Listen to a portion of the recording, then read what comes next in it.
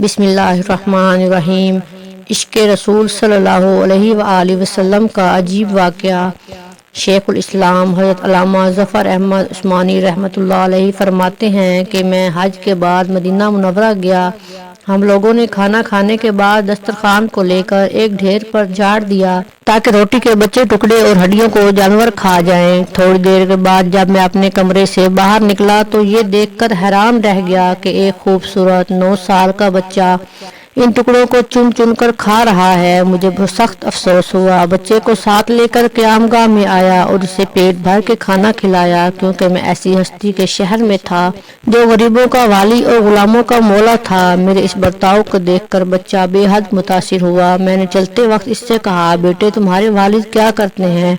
इसने कहा, मैं यतीम हूँ। मैंने कहा, बेटे मेरे साथ हिंदुस्तान चलोगे? वहाँ तुमको अच्छे अच्छे खाने खिलाऊंगा, उम्दा उम्दा कपड़े पहनाऊंगा, अपने मदरसे में तालीम दूंगा। जब तुम आलिम फाजिल हो जाओगे तो मैं खुद तुमको यहाँ लेकर आऊँगा और तुम्हें तुम्हारी वालदा के सुपुर्द कर दूंगा।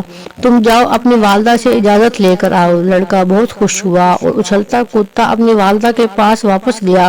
वो बेचारी बेवा दूसरे बच्चों के इखराजात से पहले ही परेशान थी। इसने फौरन इजाज़त दे दी। बच्चा फौरन आया और मौलाना को बताया कि मैं आपके साथ जाऊँगा, मेरी माँ ने इजाज़त दे दी है। फिर पूछने लगा, आपके शहर में चने मिलते हैं? मौलाना उस्मानी रहमतुल्लाह अलैहि ने बताया, ये सारी चीज़ें वाक़आ निकदार में तुम्हें मिलेंगी।